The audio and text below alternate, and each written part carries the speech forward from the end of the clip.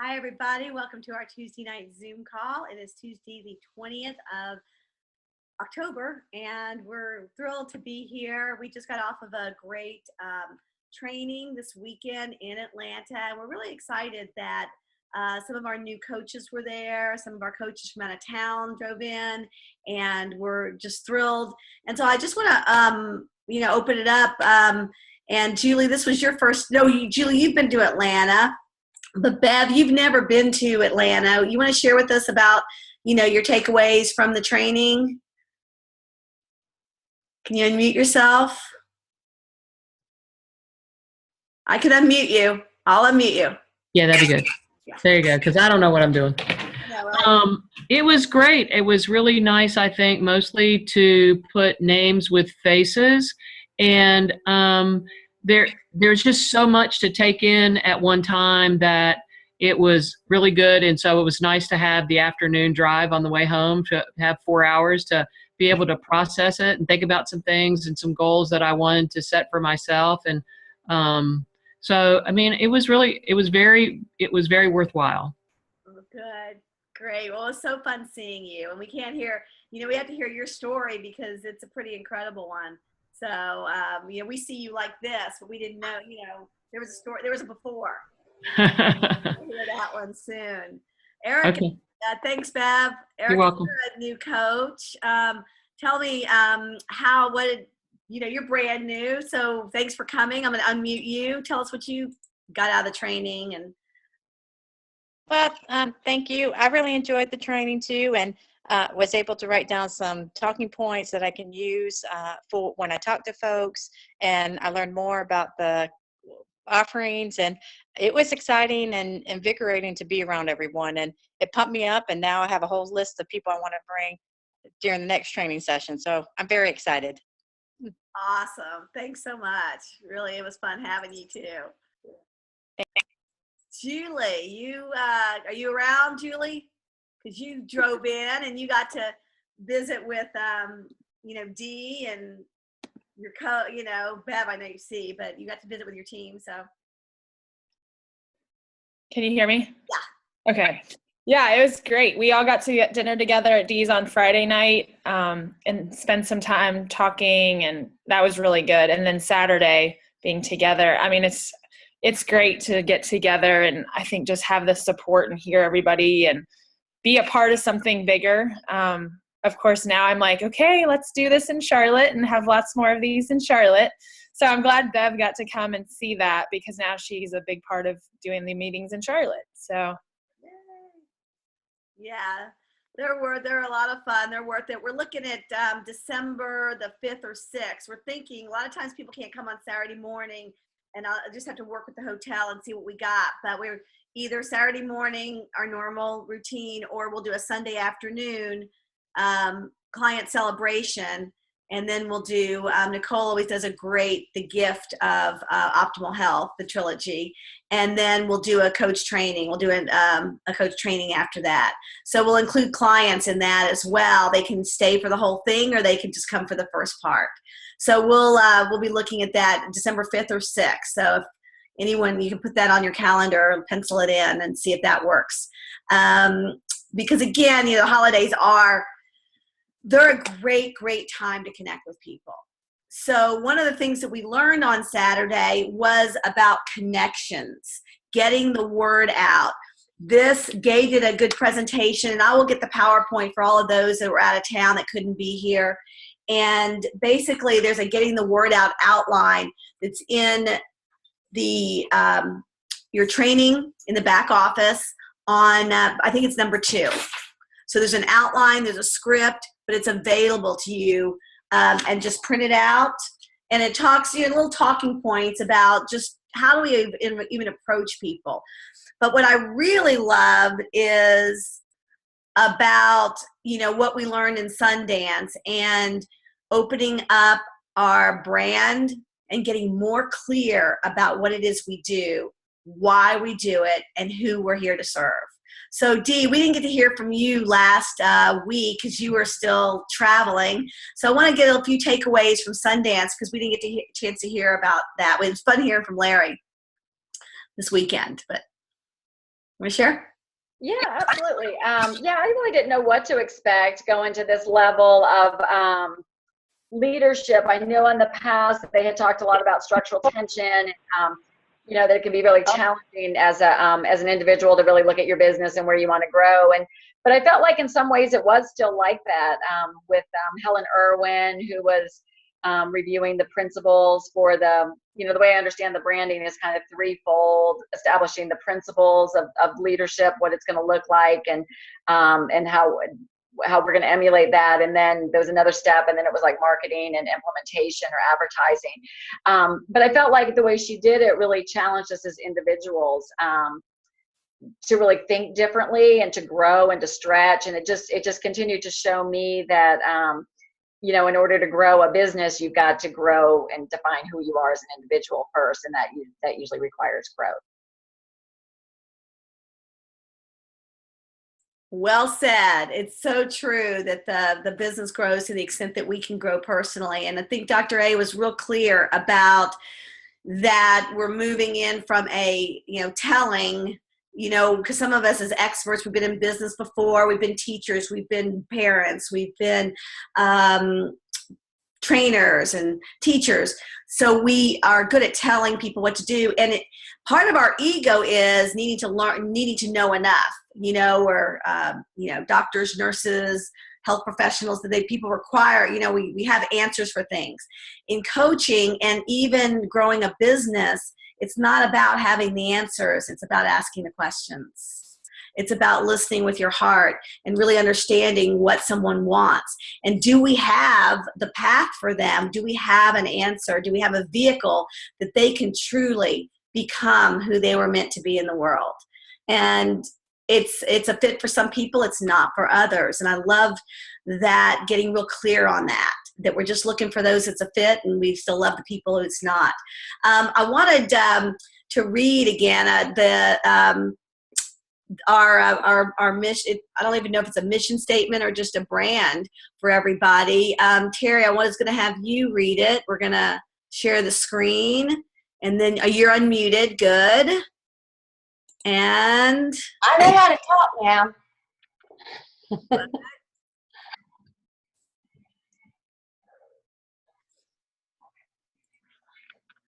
can you read that? Yep, I've got it. Let's read that for us. Okay. This was talking about we are agents of transformation. And so I'm just going to read through this. We know people are at their most fulfilled when they're pursuing what matters most to them in life. We understand that people can feel powerless in shaping their physical, mental, and financial well-being.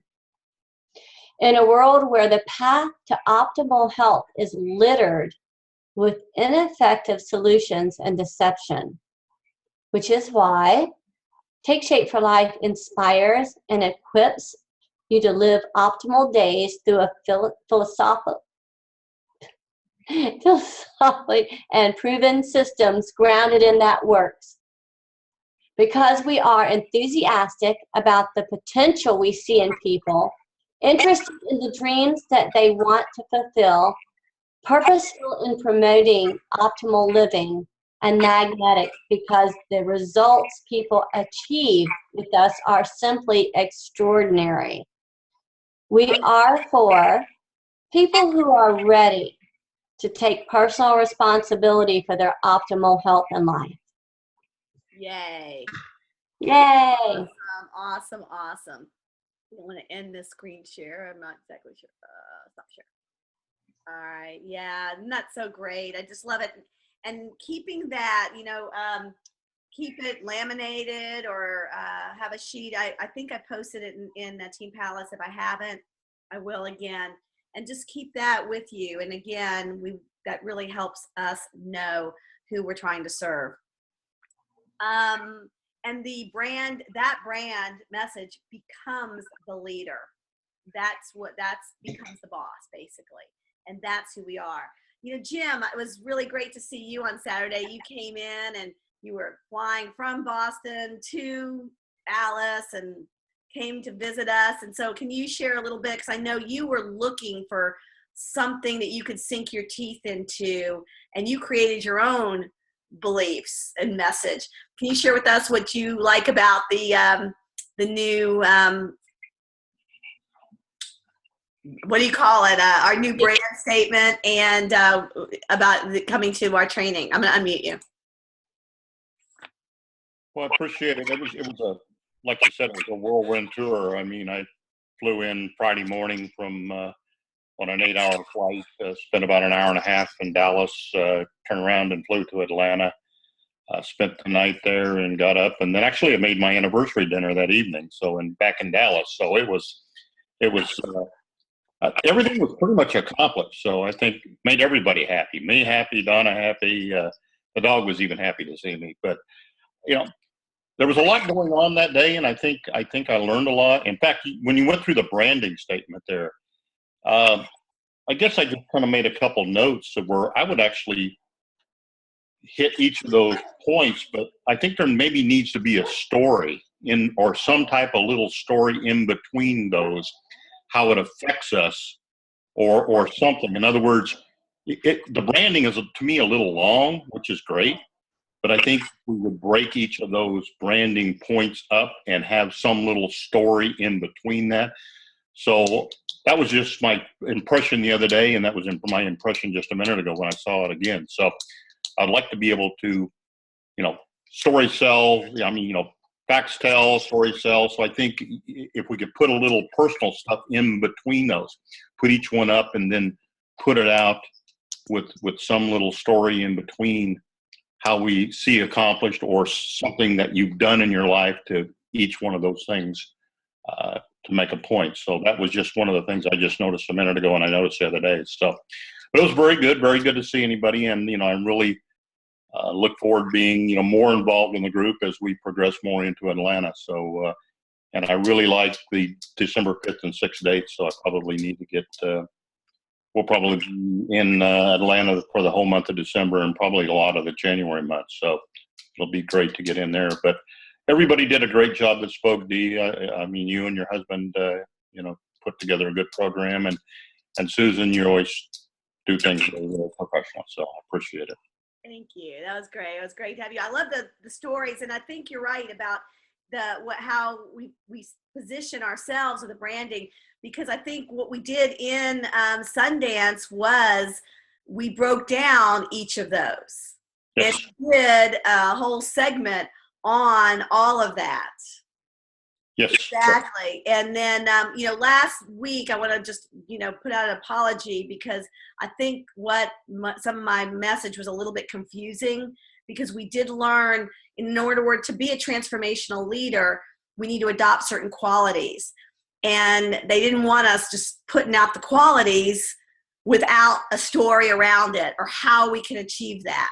So I hope December 5th and 5th or 6th we'll be able to look at, start looking at some of those qualities individually and really taking them in and being them rather than telling them or sharing a piece of paper. So to your point, well said, Jim, because you're exactly right. We do need to incorporate them and be them rather than talk about them or tell them. Exactly. Mm-hmm. Great point. Yep. So one of the things that, sorry about that. One of the things that we learned in Sundance, which I thought was a really cool thing. I don't know if y'all can see this. I made a little chart. I don't know if you can see it. On this, axis is challenges.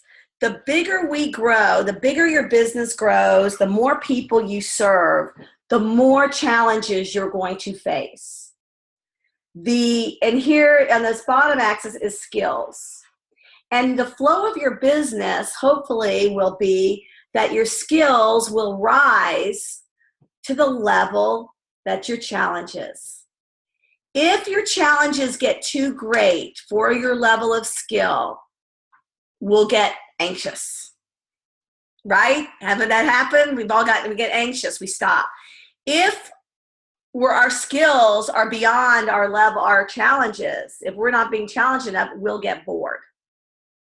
And so the flow of your business, you want your skills to increase as your challenges increase. So I wanted to share, I've asked a couple people that are really moving ahead, really, I want to say quickly. It's not quickly, but it's, there's a momentum. And as you build momentum, and that momentum is not only what you do, but how you feel about what you're doing and being happy doing it. So Sandy, will you share with us? You are on fire and you're having a great time. And it wasn't always the case that you were having fun with it. I just did you. Okay. Thanks. It's been a long road. I think I've been a health coach for 5 years. I think something like that. But this is my anniversary month of losing 70 pounds 5 years ago, and it crept up quick, and it's incredible. Things are finally happening. It's been a long time. I planted a lot of seeds, and I was trying to figure out what's different and what I'm doing different, and my word is new. I have found the new. And I see with new eyes, no more prejudging. And I used to hear people, but now I listen. So I listen with new ears. I listen instead of hearing, because listening is a lot different. It's more empathetic. And I think I love with a new heart. I just feel differently toward people. I think when I first lost the weight, I was all about myself and vomiting on everyone with information. I just wanted to spit it out loud and didn't care if they heard me or not, because I was so excited that I had lost weight. And now that, thank goodness, that's calmed down, and I can be calm sometimes, not always. And so I love with a new heart empathetically. I'm really getting into that empathetic thing, and I think that I meet the people down in the thick of it wherever they are. If they're in the middle of a cow manure pasture, then I'm going there, and I'll be there where they're at and love on them right where they're at, and get manure all over me. It doesn't matter. You got to go there. You got to go where they're at, and I think I'm doing that. And then I have such a new enjoyment, spontaneous giggles a lot, fun, lots of fun. And I have a cute story with the blueberry lady that happened. I just came back. My mom died a couple weeks ago, and I had to go to North Carolina to the funeral. And then this past weekend, I flew to Florida for the burial. And at Costco, I met a lady with blueberries in her cart, and I saw them, and I love blueberries. And I said, "Oh my gosh, you have blueberries. Where did you get them?" And she goes, "Over there in the cold room." And in Michigan, we do not have a cold room. I don't know what that is, but in Florida, they have a cold room. So she showed me, and I said, "Oh my gosh, I love blueberries." And she's like, "Well, I don't know how to freeze them." And I said, "Oh, it's so easy. All you do is put them on a cookie sheet and put them in the freezer, quick freeze, put them in the bags. You're good to go." She goes, "Oh my gosh, I can do that. I'm going to go get more." And so we started talking about health, and we just became best friends right off the bat. And I said, "I'm a health coach." And I said, I love eating healthy because let me show you what I used to look like. So, and she goes, "Oh, no way." I said, yes way. But, I said, "Would you help me out?" Yeah, because I just want to help everybody I can. And I just want to spread the word. So if you know of anybody that wants to get healthy, would you mind spreading my information? And this was monumental. She said, "Me, I do." And I was so shocked, because I've said this a million times to people, and they're like, "Yeah, I'll spread the word for you," because they weren't ready. But she was ready, and she said, "Yeah, me." And I was like, "Oh, really?" I almost didn't know what to say. And so I got her information, and we actually talked today on the phone, and she's having some reception problems, but I'm going to send her some information. And then last night, a lady called me, it was a referral from one of my clients, and I thought she was the blueberry lady. And so I said, oh, how's your blueberries? And she goes, I don't know. What are you talking about? And I said, oh, sorry. So this was another lady that was referred to. So last night there were 2 new referrals that I talked to, and the blueberry lady today. So it's just been a whirlwind of fun. Just fun. Wow, that's awesome. That's doesn't get any better, right? No, it's like you're just on this high and you're just flowing along with it, and it's just incredible. What do you do when things get bad? I mean, like, it doesn't always, I mean, like, whenever you face a situation because someone will, have a bad day or want to drop off, how do you handle that? And I've had a couple of those too. And I have this saying that came from our friend Molly. I don't see her tonight, but basically you just kick the dust off your feet and you move on to the next person.